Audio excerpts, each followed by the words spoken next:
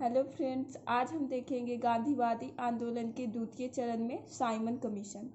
Simon commission जो था 1919 ईस्वी में जो भारत शासन अधिनियम था उसकी समीक्षा के लिए 8 नवंबर 1927 को सर जॉन साइमन की अध्यक्षता में एक 7 सदस्यीय आयोग का गठन हुआ, जिसमें जो सारे सदस्य थे सातों सदस्य वे अंग्रेज थे। इसलिए कांग्रेस ने इसे श्वेत कमीशन का भी नाम दिया, क्योंकि इसमें सारे अंग्रेज सदस्य ही थे। फिर कांग्रेस ने इस कमीशन के विरोध के लिए कांग्रेस में दिसंबर 1927 में जो मद्रास अधिवेशन हुआ था, जिसकी अध्यक्षता एम ए अंसारी कर रहे थे, उसमें इसका बहिष्कार किया गया। 3 फरवरी 1928 ईस्वी को साइमन आयोग के जो सभी सदस्य थे वे बम्बई पहुंचे, जिनके विरोध में हड़तालें हुई और काले झंडे भी दिखाए गए उन लोगों को, तथा साइमन गो बैक यानी साइमन वापस जाओ का नारा लगा। इसी विरोध प्रदर्शन में लाठीचार्ज हुआ, जिससे लाला लाजपत राय की मृत्यु हो गई नवंबर 1928 ईस्वी में। साइमन कमीशन की रिपोर्ट प्रकाशित हुई थी 1930 के लंदन में गोलमेज सम्मेलन में। अब हम देखेंगे नेहरू रिपोर्ट, जिसमें कि पंडित मोतीलाल नेहरू की अध्यक्षता में भारतीय संविधान के मसौदे को तैयार करने के लिए एक 8 सदस्यों की समिति बनाई गई थी। इस समिति द्वारा अगस्त 1928 में प्रस्तावित संविधान का प्रारूप प्रस्तुत किया गया और उसे ही नेहरू रिपोर्ट के नाम से जाना जाता है। ये पंडित मोतीलाल नेहरू की अध्यक्षता में हुआ था, जिसके अन्य सदस्य थे वो सुभाष चंद्र बोस, कुरैशी, अली इमाम और मंगल सिंह आदि नेता थे।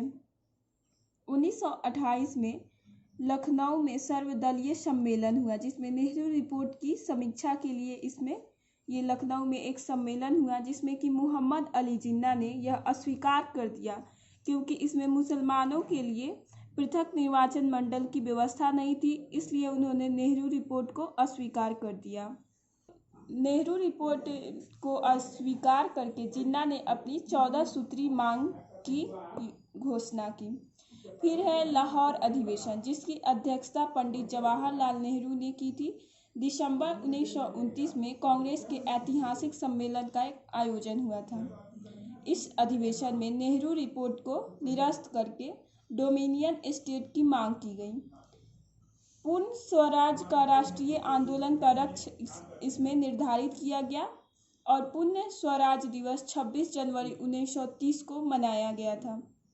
जवाहरलाल नेहरू ने 31 दिसंबर 1929 को रात के 12 बजे रावी नदी के तट पर तिरंगा झंडा फहराया था और इसी लाहौर अधिवेशन में यह निर्णय लिया गया कि ब्रिटिश सरकार के विरुद्ध सविनय अवज्ञा आंदोलन की शुरुआत होगी। अब हम देखेंगे सविनय अवज्ञा आंदोलन।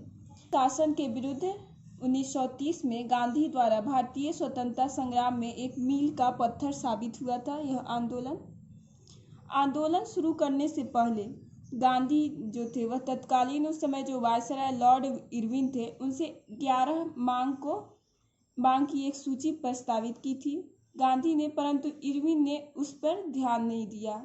आज तक इतना ही। कल हम देखेंगे गांधी के 11 सूत्री मांगों को।